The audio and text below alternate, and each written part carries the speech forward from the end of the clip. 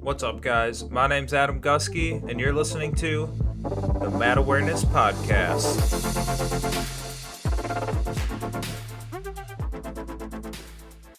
What's up, guys? This week we're joined by Myles Amine out of the University of Michigan. He's a three-time All-American with 1 year left of eligibility, and he took fifth at the World Championships last year. We get into how the preseason's been going, what it was like competing at the World Championships in 2019, what it's been like training with Alex Derringer. There's a guest appearance during the episode, I don't want to spoil it, and we get into a lot more fun stuff. If you enjoyed the episode, I got a lot more coming, and I'd appreciate it if you subscribe at the end of the episode and maybe leave a rating or review if you really enjoyed it. Also, if you want to support the show, you can check out the Mat Awareness t-shirts, available in 5 different colors, and those can be found at tdpclothing.com. That's tdpclothing.com. And last but not least, the fan of the week, Tack at GutWrenchCNC on Twitter and Instagram. He's reached out to me and he's going to build me a wooden sign to put in the background of the podcast, so be on the lookout for that in the next coming months. But hey, that's all I got for you, so let's get it rolling. All right, Myles Amine, how are we doing today, man? Doing great. Yeah, TGIF. It's ready for TGIF. the weekend. We got a Saturday morning workout tomorrow, so not Oh quite the boy. weekend for me. It's one of the harder workouts of the week. So, What do your Saturday workouts normally look like? so it's a lot of it's kind of like a combination of like strength and conditioning. We start off with some hardcore conditioning, whether that's like some hill sprints and a couple of laps around a few of the buildings. So trying to run like a couple miles and then do some hill sprints.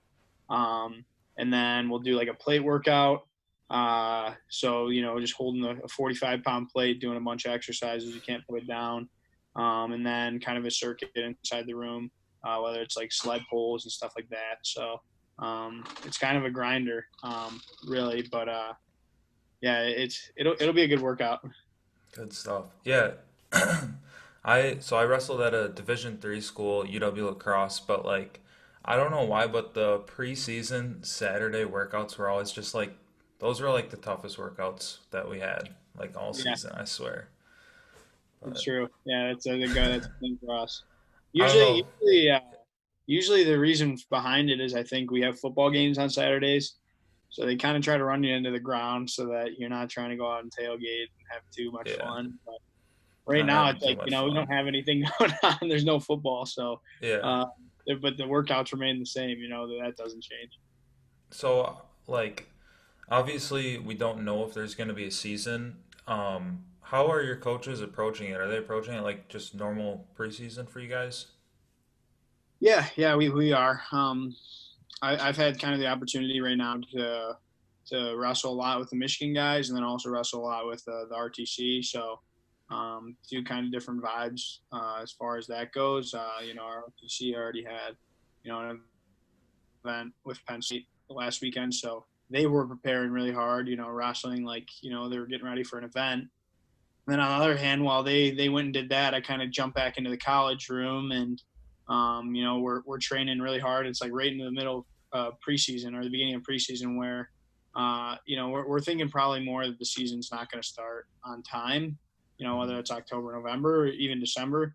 So just a lot of hard training and just kind of staying optimistic, trying to you know treat it like any other year. I think that's what we've done a really good job of. Like just because there's not guaranteed competition doesn't mean there's not gains to be made. So I think we've still just kind of remained on course, kept the schedule, and it's been going really well.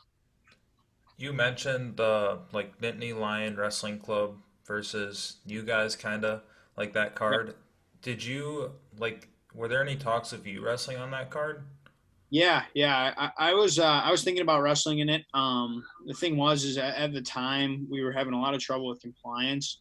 And then actually Logan. So then I didn't even know that Logan was wrestling in it.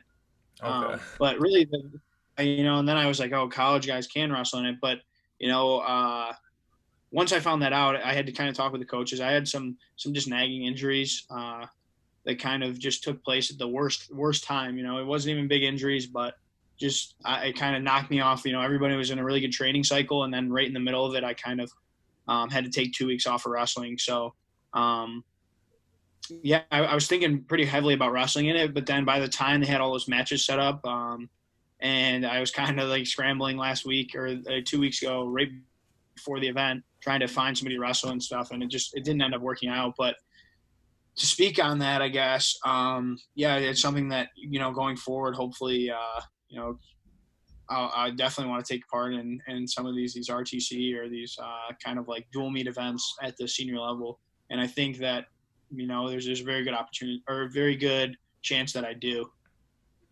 Dude, I hope that like maybe if you guys do another one with the Nittany Lion Wrestling Club that you can wrestle with Mark Hall again.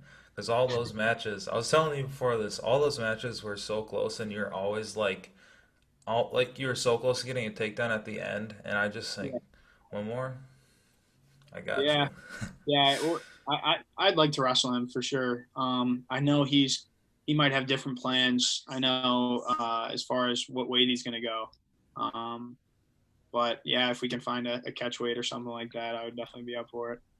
So I don't know, I don't remember the exact weight, but I heard that he was gonna go up in weight. Yeah, maybe. I'm not sure. I haven't talked to him or anybody in his Yeah. circle in quite a while. You know, I kind of took that Olympic red shirt and fell off the college wrestling news circles. Yeah, he's at the Penn RTC now, I think. So I don't know, but they were bringing in some guys from the Penn RTC from that last dual meet. Um, but yeah, I mean, like I said, I mean, I'm up to compete against anybody. I've really just been making a lot of gains in my training and my wrestling, and uh, yeah, really looking forward to competing again. Cool. Yeah, I think that would be a lot of fun to see on one of these many pro cards that have kind of emerged from the coronavirus and stuff. But what? So like last year, you weren't involved in the NCAA stuff. What was it like, just like kind of taking a year off of college wrestling? I think it was really refreshing. As much as I missed being, I got really close with my team, so to not be fully involved in that for an entire year was a little bit. That was the only drawback I would say. But I think as far as for myself and just kind of my development in wrestling, I think it was really refreshing, and it was kind of really instrumental in the reason why I've had so much success. I think just being able to go overseas and work with Sergey Beloglazov full time. It's really kind of opened a lot of perspectives that I used to be a little bit close minded, I would say, not even on purpose, but just being in kind of the same routine all the time and just kind of watching the same kind of wrestling all the time. And then you go on the world stage and some of the things that we hold so, I think, like sacred, some whether it's the techniques or kind of the styles of training, it kind of throws you off to when you step on that world stage and when you go overseas. I think it kind of shows you there's so much more to wrestling. There's always so much more to learn, and that's kind of what I felt. I noticed the most from that year, and what I gained the most from that year is just I got to keep a really open mind, and I think kind of just being able to see that and kind of grow from that. That was huge. That was a big reason why I took the Olympic red shirt, just to get ready for the Olympics. But that was kind of a side effect that I thought was really positive in my development. So you wrestled for San Marino, and I listened to the podcast with Mike Amine. I believe that's your dad, and he Yeah, said, yeah. He's the one making. I don't know if you can hear. He's in my house right now. He's making all the noise. I got to go shut the door. "Oh, Can I no shut my door? worries." They're gonna get really loud. Yeah, go ahead. Man, no guest appearances. But no, I was just gonna say, so I believe like your grandfather is was born in San Marino Yep, and came yep, here. yeah, So I was just kind of curious, like, what is San Marino like? I looked it up and it's like by Italy, yeah. but like, So have you been there? Like, Yeah, I've what been got there a into it? couple times now. It's funny. The first time I was planning on going was going to be for something that they do that's kind of like a cultural experience. Back in high school, early college, you get to go when you're 18, and then I never ended up doing that. And then so I was like, man, I wish I would have gone to San Marino. Um, and then all this Olympic stuff started coming up. A big decision for me was whether or not I was going to wrestle for the U.S. or for San Marino. And when we were talking with San Marino's federation, I had already had citizenship, so pretty much the only kind of the only kind of thing that was in the way was just getting the approval of their Olympic committee and of their federation. And so my brother and I actually got invited over there to do a tryout, um, which is kind of funny because I just thinking about it, I'm like, I don't remember the last time it had to be like middle school sports the last time I was part of a tryout. Like really, even in wrestling, I feel like, I've just, it's been such a long time, even since I've had to wrestle off for a spot. So we go over there and that pretty quickly they realize that, these guys are world class, and we want them to compete for us. So I got to spend a lot of time over there during that time. And to give you a little bit, and then I got to go back, obviously, a few other times just while I was competing overseas. Like I competed in Rome, so I got to go to San Marino after that. Then I went for kind of they had a end of the year award ceremony, so I went there for that. But it's beautiful. It's kind of like what's really cool about it is the main part of the country is up in the mountains, That's and sweet.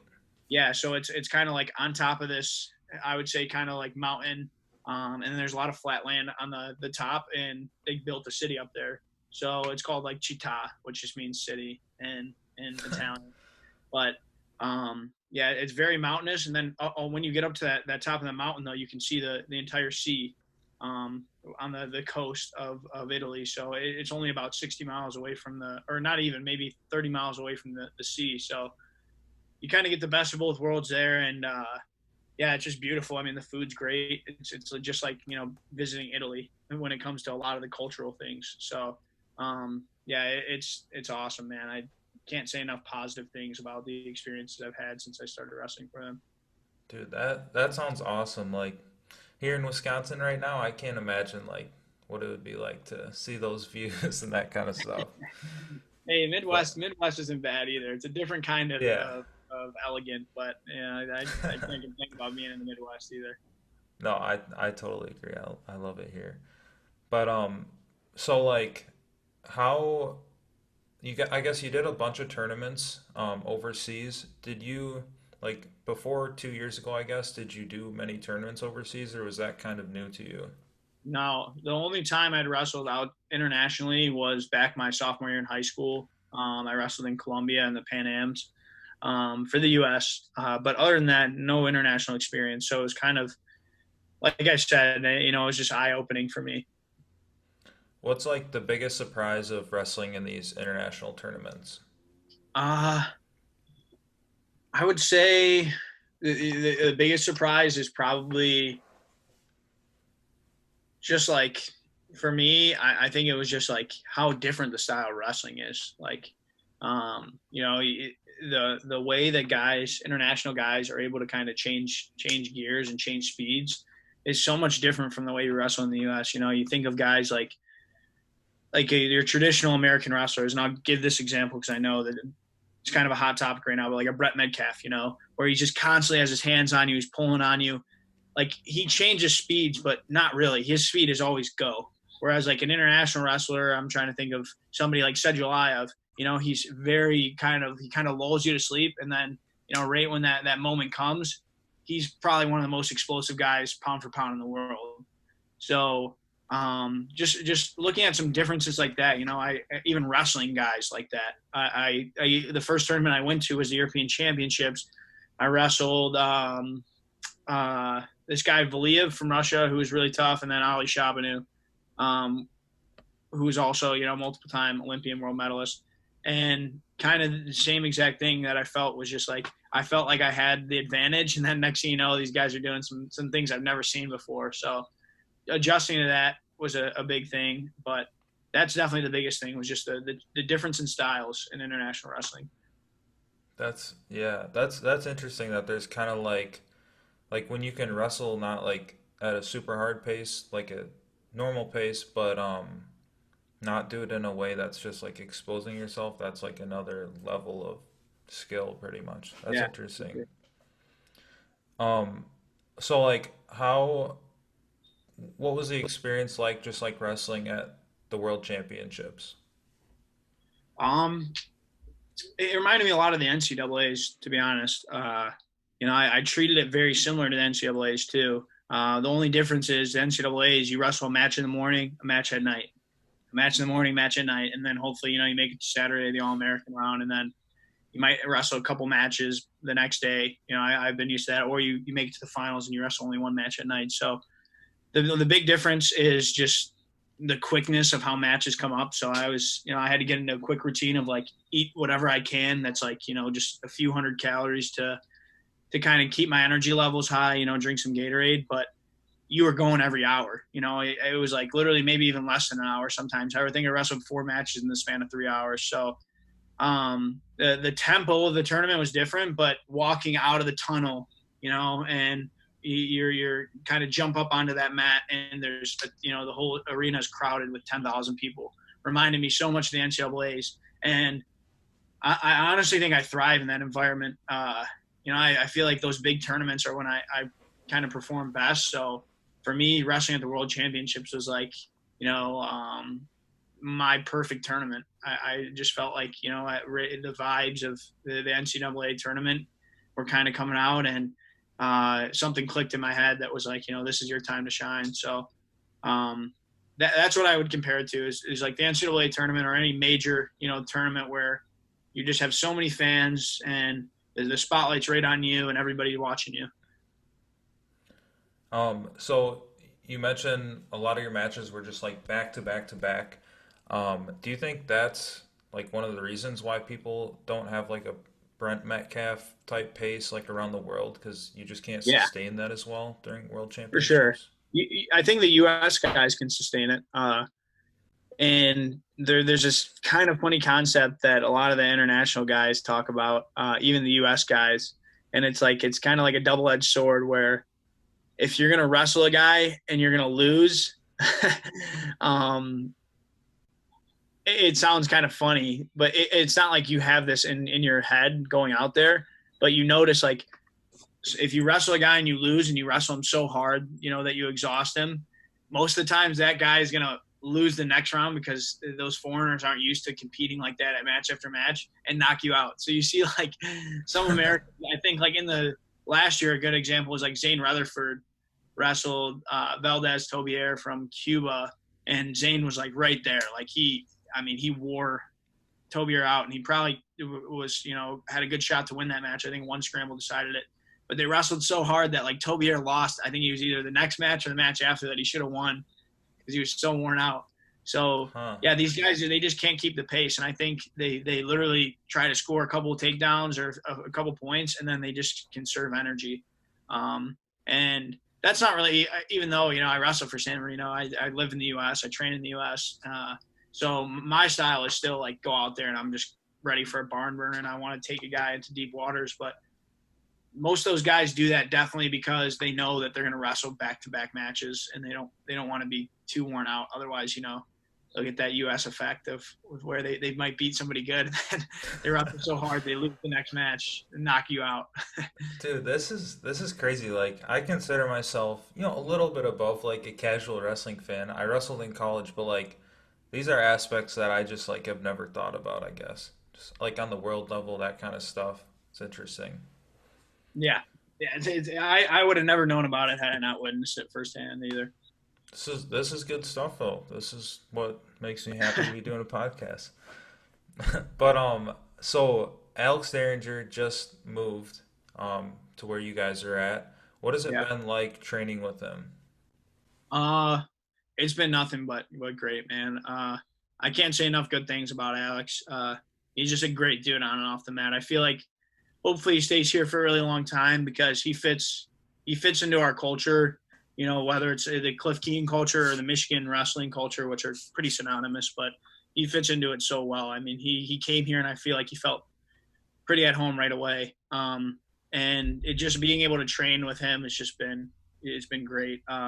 Between, Dom, Logan, and I, we wrestle with each other a lot, and then to get Daringer in the mix, it's kind of just like we have a great thing going. And he's a guy that's just like, I knew he was a great wrestler. He's so freaking gifted when it comes to his physical abilities. Like, you notice he's a guy that just blows right through people. And a lot of matches. Can you still hear me? Yeah. Okay, Yeah, good. My internet connection's unstable, but oh, no worries. He's a guy he's really good, like, physically, but I didn't realize how high his wrestling IQ is too. Like, I'll sit there after practice with him and talk about positions that, I didn't even think about. And he's able to point it out and help my wrestling too. So, all around just been, a huge addition to our club. And I think it's going to kind of be a big reason, hopefully we can add more guys like him on our club. And I think we're well on our way to becoming, one of the elite clubs in the country, if we're not already there. Dude, that guy looks just like one of the most jacked specimens in wrestling. Is he like would you say he's like a pound for pound, like one of the strongest guys you've wrestled? Yeah, he's definitely up there. He's definitely up there. Yeah, Okay. he's one of the most explosive. I'll tell you that for sure. Okay. Yeah, Fair you can't enough. get caught flat-footed when you wrestle him. You learn the hard way. Um, so okay. Do you ever listen to FRL? Not really. Okay. Well, so a lot of them go back and No, forth. no, parents, really quick. You said you listened to your podcast. Oh, I love it. Hey, I'm learning from Miles, actually. Good How's to it have going, Mr. Amin? Doing great. Doing great. Yeah. It's nice to make a pop guest appearance on your podcast. There are a lot of great things. It's an Awesome. honor. Do you have any words for the people? Well, I guess You're the stealing secret my to podcast. Get out of I'm here. not going to steal just my quick advice is you know what? Keep a positive mental attitude every day. Wake up with the glasses being half full, no matter how bad your day went the day before. I like It's it. you have tough practices. You're going to have things you can't control that are out of your control. Control the controllables. Keep a positive mental attitude, and no matter what, outwork your opponents. That's it. Good stuff. All First right. guest appearance ever. Thank you, Mr. Amin. Gotta go, Mom. All right, we'll see you. That clip's definitely getting posted on its own. That was awesome. And He literally kept coming over, opening my door, and just standing outside. I'm like, all right, I gotta bring him in. He's Just trying to dying. mess with you. Good stuff. Well, hey, it was an honor. But I do have to ask you this question. So Ben Askren, I'm pretty sure he's on the side saying that Alex Derringer would whoop you, and then Christian Piles and Bracky are like saying that you could whoop Derringer. So I want to know who's gonna win this match. Oh, I'm not. I'm gonna plead the fifth on that one. I would have answered that if we didn't become teammates. I just hopefully, but looking forward, it would be a really cool thing if Daringer or Ringer, Dom Abinator, and I could compete together at the Olympics. We all have I've obviously already qualified. Dom Abinator's still got the Asian qualifier to go to Wrestles for Lebanon, and Ringer, he's right up there. He's in my opinion, he's the top guy at 86. Obviously, you have Taylor there, but he's right there with him.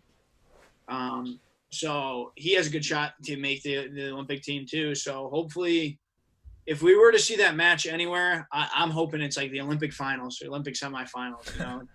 Then it's obviously that's high stakes, but that just would show how much development we've made together. And I consider him literally my teammate now. So I don't want to talk any smack or anything like that. Yeah. He's a good dude, like I said, on and off the mat. So I'll let Piles and Asker and all those guys talk that talk, but we don't think like that at Cliff Keen. Okay, fair enough. The only reason I ask is because I like to get the clips to try and set up the pro matches and get the people hyped up. But I Well, respect that. the Totally fair. I'll wrestle anybody that's not part of my club. You know, I can like I said, you know, that's my squad. So we don't need to wrestle each other. We do it every day behind closed doors. The Hey, outcome there. if you had to call one person out, who would it be for a pro match? Um, you know, that's a good question. I haven't put too much thought in it. Like I told you, I just think I'm ready to wrestle anybody and everybody. I wish I could give you an answer. You know, I'm the terrible smack talker. Like I literally, I pride myself on, you know, staying humble and kind of just, you know, flying under the radar and just putting all the work while everyone's talking. So I'm ready to wrestle anybody. That's kind of, All right. you know, I've been talking a lot with my coaches about it, and you know, we're hopefully, you know, we'll get some big news soon. But yeah, I think there's not anybody particular on my hit list. You know, I'm just whoever's ready to wrestle. Let's do it. All right, Mark Hall, you heard that. You heard it here. Um, so next year, are you? I think I heard you're wrestling 197. Is that totally untrue? Nah, could be untrue, could be true. Oh man. Okay. So we're We're doing this. we're we're thinking about it. Okay. Yeah, I got to make a really good decision for the team at Michigan and also for myself. You know, getting ready for Tokyo next summer. So it's definitely a high possibility. You know, it's kind of funny thinking back. I was projected 65 pounder in college, so to have it even in question now, you know, I obviously went up to 74, and then I mean the lowest weight I go is 84 now at this point. So it's kind of funny that I've jumped those weights. I'm kind of beating around the bush, but I'll just tell you it's a high possibility. Okay. Yeah, I forget that you were 174 just because I guess just because you didn't wrestle last year. Did you ever wrestle Taylor Venz? No, I did not. Yeah, I never wrestled him. Okay. I was just kind of curious. I wonder if I don't know. Maybe that matchup will happen unless he's staying at 84 and you are going up or something. Yeah, But we'll see. um so okay, my next question, we kind of went over this, but I'm going to ask it anyways. You had so many close matches with Mark Hall. Are you glad you won't have to see him again, or do you wish you had another shot left at the NCAA level? And I do feel bad because I just asked like five things about him, but I'm still kind of curious. No, I mean, I'm not salty about anything anymore. You know, it's kind of, I put that stuff in the past. You know, I tip my hat to him. He's a really savvy wrestler. You know, I think in those matches, you know, I probably got in on 5 or 6 leg attacks that, you know, I finish on 99% of guys. And, you know, I was, like you said, like inches away from getting that takedown, and he found a way to he just continue wrestling and scramble out. So, no, I obviously, like I told you, I mean, I want to wrestle anybody and everybody. So, you know, it's not like I don't want to wrestle him anymore. It's just like, you know, if we can put it together and make it happen, then that's great. But it's not something that's hovering my mind 24/7.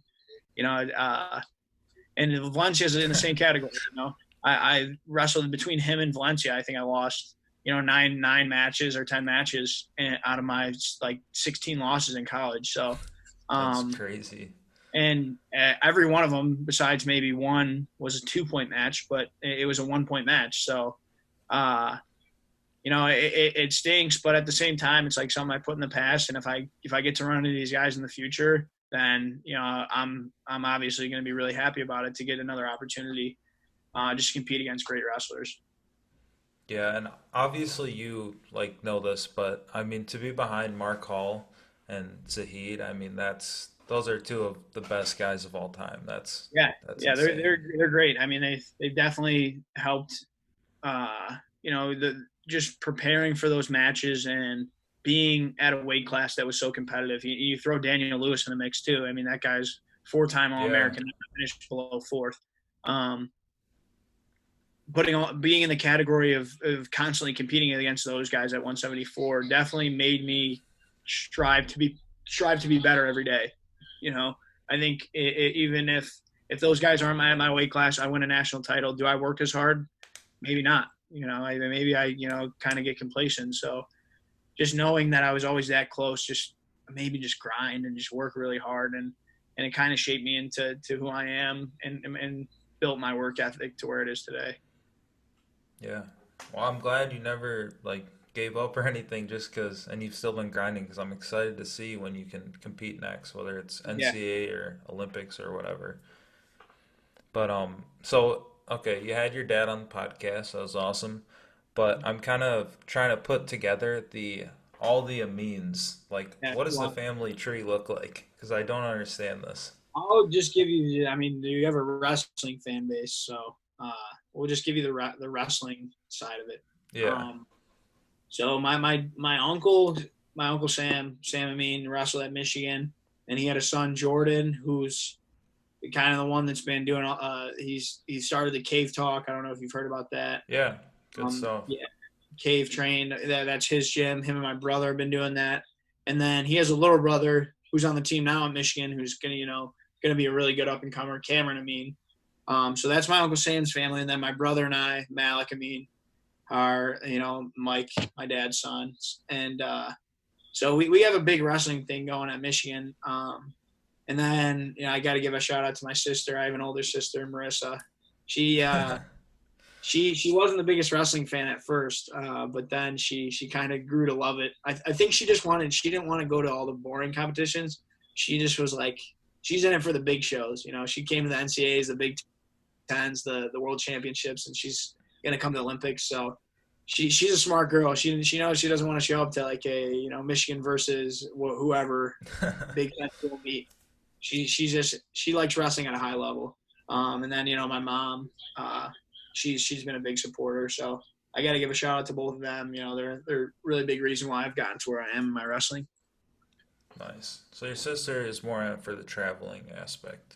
For sure. Oh yeah, she's the oldest, so she spent time. She's actually worked in Germany for a little bit. She's a travel bug. So whenever you give her these destinations, Tokyo or Rome, she's jumping on that flight and coming to watch me wrestle. She'll spend a lot of time in the city. Yeah, probably never enter the tournament facility, but okay, so whether the season happens or not, what's next for you after college and freestyle wrestling? That's in the works right now. I have one more year of school. I'm finishing up a master's degree right now. I graduated with an undergrad degree in business. So I have some options. I just kind of got to weigh them out and see what I'm most passionate about, what I think can give me the most purpose. So I really am at odds with this question right now. And it's something that I'm very, very, I would say task oriented. So I know that I have some big goals in wrestling coming up, and I know that I can figure that stuff out pretty quickly when I'm done. For sure. So it's something that's been in the back of my mind, and I definitely have been thinking about it, but it's not a priority for me right now. I even could see myself sticking around wrestling a little bit longer after this last season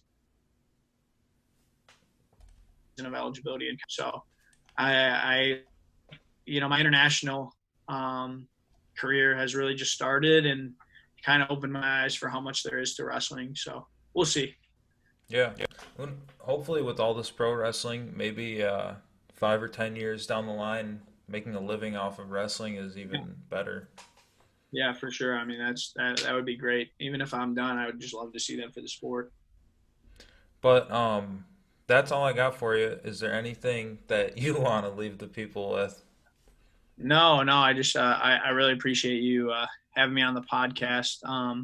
My dad he's the word of wisdom guy. Me, I just answer the questions, and I don't have too many words of wisdom. I would say just I appreciate you having me on my podcast, and for all the younger guys listening out there, just keep training, keep working hard, and go listen to Jack Medley's podcast. I'll definitely say that if anybody can teach you a thing or two about hard work, it's that guy. Like I said, part of the big reason why I'm doing this is because I love Jack Medley, and I saw he was on the podcast, and he's my boy. So Yeah, and I want to support anything he's up to. So go give that a listen for sure. Good stuff. And that's all we got for today, folks. Shout out to Myles Amine for taking the time to do the podcast, as well as Mike Amine for making the brief guest appearance. If you enjoyed this episode, I got a lot more great wrestlers coming on the show and some episodes coming out in the next month. Please make sure you subscribe so you can get notifications when those pop out. If you're new to the show, episodes are coming out every Monday. If you want to support me, just leave me a rating on whatever you're listening to it. Make sure you're subscribed. And you can buy a t-shirt at tdpclothing.com. There's 5 different colors. That's tdpclothing.com. And that's all I got for you. Have a great rest of your week, guys. Thanks for tuning in.